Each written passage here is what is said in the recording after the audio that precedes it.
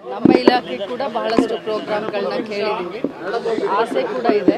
ಯಾಕಂತಂದರೆ ಸಿದ್ದರಾಮಯ್ಯನವರ ಸರ್ಕಾರ ಬಡವರ ಪರವಾಗಿ ರೈತರ ಪರವಾಗಿರುವಂಥ ಸರ್ಕಾರ.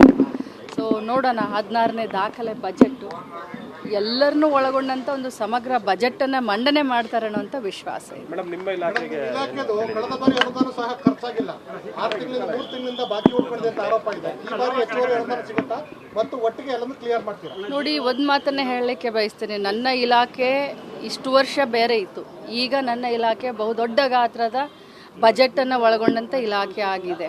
ಗೃಹಲಕ್ಷ್ಮಿ ಬಂದಿರೋದ್ರಿಂದ ಒಂದು ವರ್ಷಕ್ಕೆ ಸುಮಾರು 32,000 ಕೋಟಿ ಹತ್ತತ್ರ ದುಡ್ಡನ್ನು ನಾವು ಮಹಿಳೆಯರಿಗೆ ತಲುಪಿಸುವಂಥ ಇಲಾಖೆ. ಸೊ ನಮ್ಮ ಇಲಾಖೆಯಲ್ಲಿ ಯಾವ ಅನುದಾನ ಕೂಡ ಉಳಿದಿರಲಿಲ್ಲ, ಎಲ್ಲ ಕೂಡ ಕರೆಕ್ಟಾಗಿ ಖರ್ಚಾಗಿದೆ. ಒಂದು 10% ಮಿಕ್ಕಿದೆ, ಅದು ಕೂಡ ಮಾರ್ಚ್ 30th ಒಳಗಡೆ ಅದನ್ನು ಕೂಡ ನಾವು ಕ್ಲಿಯರ್ ಮಾಡ್ತೀವಿ. ಗೃಹಲಕ್ಷ್ಮಿದು ಪರಿಷ್ಕರಣೆ ಆಗಬೇಕು ಅನ್ನೋದು ಒತ್ತಾಯ ಇದೆ.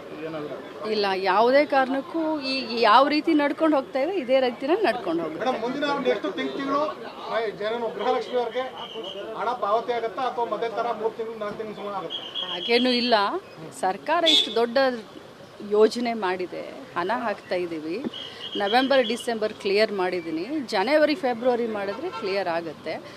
ಒಂದು 10 ದಿನ 15 ದಿನ ಹೆಚ್ಚು ಕಡಿಮೆ ಆಗ್ಬೋದೆ. ಆದರೆ ನೀವು ಮಹಾರಾಷ್ಟ್ರದ್ದು ನೋಡಿ, ಮಹಾರಾಷ್ಟ್ರದ್ದು ಕೇಳಿ, ಲಾಡ್ಲಿ ಬೆಹನಾ ಅಂತ ಹೇಳಿ ಎಲೆಕ್ಷನ್ಕಿನ್ನ ಮುಂಚೆ 2 ತಿಂಗಳ ದುಡ್ಡನ್ನು ಹಾಕಿದ್ರು. ತಮಗೆಲ್ಲರಿಗೂ ಗೊತ್ತಿದೆ, ಲಾಡ್ಲಿ ಬೆಹನಾ ಯೋಜನೆಯಿಂದ ಗೆದ್ದೂ ಬಂದರು.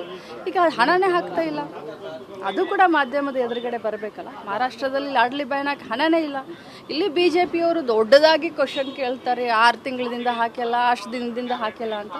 ಕರೆಕ್ಟಾಗಿ ಕರ್ನಾಟಕ ರಾಜ್ಯದಲ್ಲಿ ಗೃಹಲಕ್ಷ್ಮಿ ಹಣ ಅವ್ರ ಮನೆಗೆ ತಲುಪ್ತಾ ಇದೆ. ಆದರೆ ಅದೇ ಮಹಾರಾಷ್ಟ್ರದಲ್ಲಿ ಇಲೆಕ್ಷನ್ಕಿನ್ನ ಮುಂಚೆ ಮಾಡಿದರು, ಇಲೆಕ್ಷನ್ ಆದಮೇಲೆ ಯೋಜನೆ ನಿಂತಿದೆ.